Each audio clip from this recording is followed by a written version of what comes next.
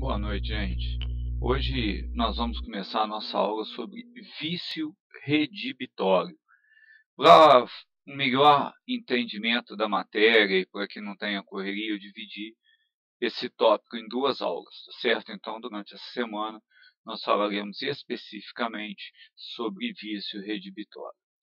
Pois bem, nós nos habituamos a estudar sobre o vício redibitório, sobre defeitos, né, falando sobre defeito do negócio jurídico, defeito da vontade, defeito social, né, vício da vontade, vício social.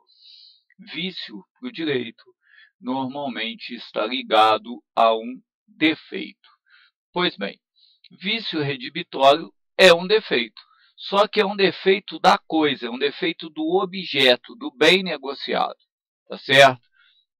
Então ele se difere do que a gente já estudou até hoje sobre vícios dos negócios jurídicos, vícios sociais, vícios da vontade, porque ele se refere ao objeto. Pois bem, vamos então iniciar nosso vício redibitório, né? E vamos começar com o conceito. Então, redibitório são defeitos ocultos da coisa recebida em decorrência de contrato comutativo, que tornam essa coisa adquirida em próprio uso a que se destina ou lhe diminui o valor. O Código Civil descreve o vício redibitório no artigo 441. A coisa recebida em virtude de contrato comutativo pode ser enjeitada por vícios ou defeitos ocultos que a tornem imprópria ao uso a que se destina, ou lhe diminua o valor. Pois bem, olha só. Então, para configurar vício redibitório, é preciso que haja o defeito, que esse defeito seja oculto, que esse defeito impossibilite o uso da coisa para o fim a que se destina, ou lhe diminua o valor. Pois bem, então olha só, essas são características do defeito: oculto, torne a coisa imprópria ao uso que se destina, portanto grave, diminua o valor, tá certo? Então, olha, observem, é preciso que esteja tudo isso alinhado para que seja considerado vício redibitório. Eu não tenho vício redibitório se o defeito é aparente. Então, olha só, se eu adquiro uma coisa por contrato comutativo, essa coisa tem um defeito, mas esse defeito é aparente e eu não observo por displicência minha, não cabe depois reclamar vício redibitório. Tá certo? Então, para que haja vício redibitório, necessário que o defeito seja oculto.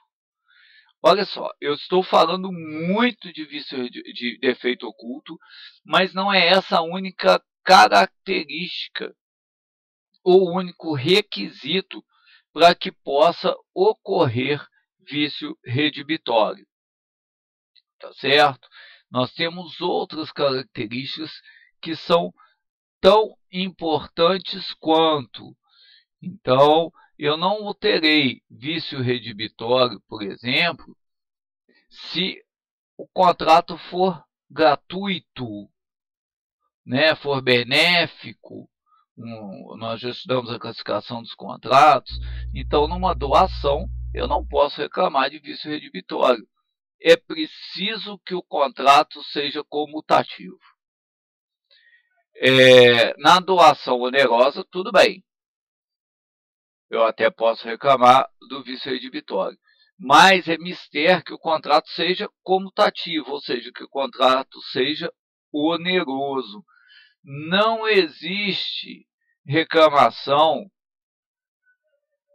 de vício redibitório se o contrato não é oneroso. Então, pois bem, para que exista vício redibitório, então, é necessário que exista um defeito, que esse defeito seja oculto, certo?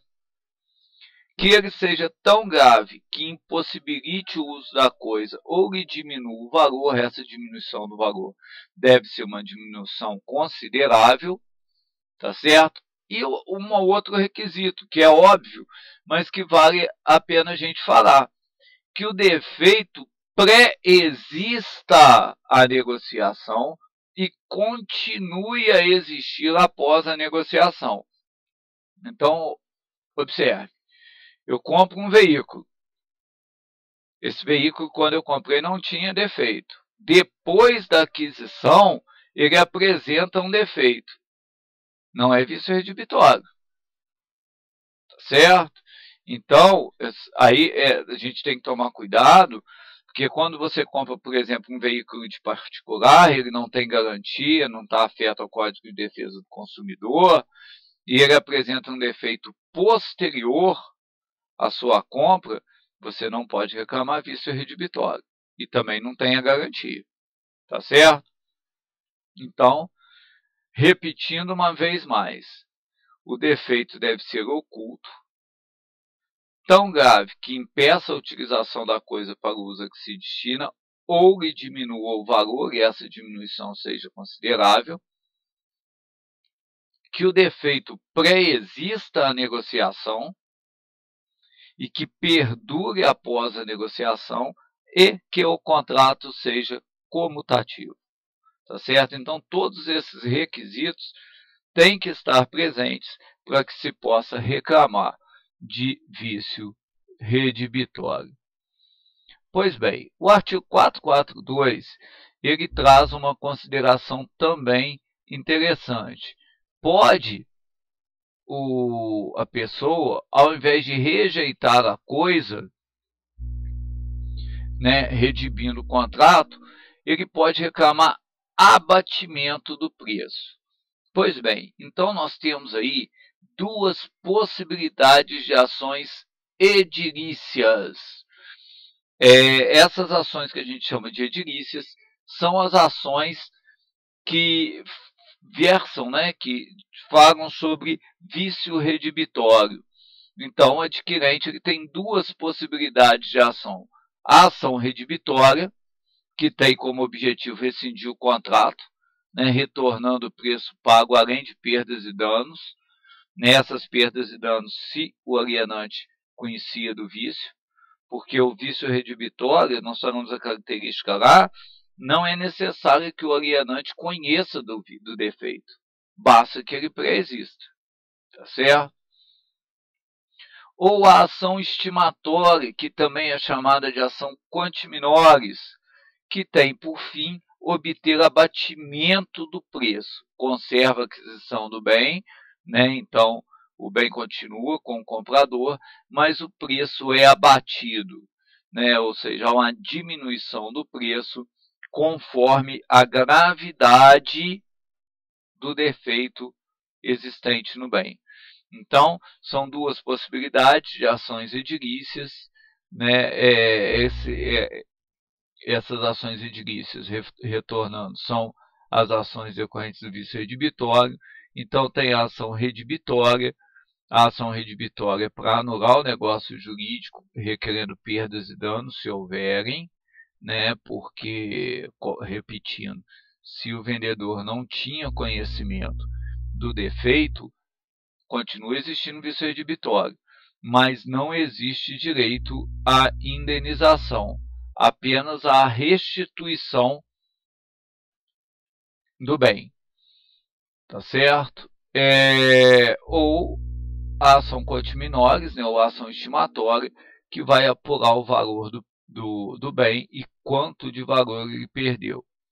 E aí nós vemos aqui o artigo 443, que informa se o alienante conhecido vício ou defeito da coisa, restituirá o que recebeu com perdas e danos. Se não conhecia, então somente restituirá o valor recebido mais as despesas do contrato, que foi o meu comentário no slide anterior, né? Aí eu fiz uma observação, cabe observar que o vendedor não precisa ter conhecimento do defeito para configurar o vício redibitório, mas seu conhecimento agrava a responsabilidade.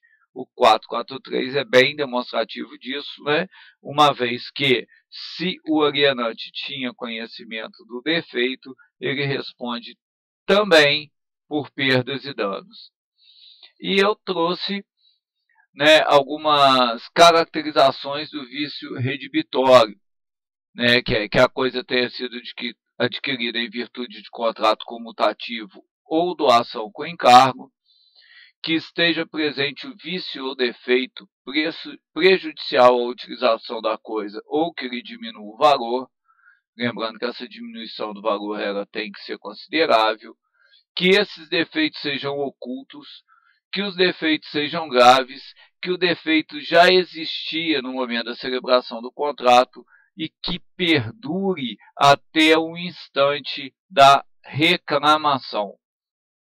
Pois bem, na próxima aula nós vamos voltar a falar sobre vício redibitório, vamos trazer mais algumas características de vício redibitório, e vamos encerrar essa matéria.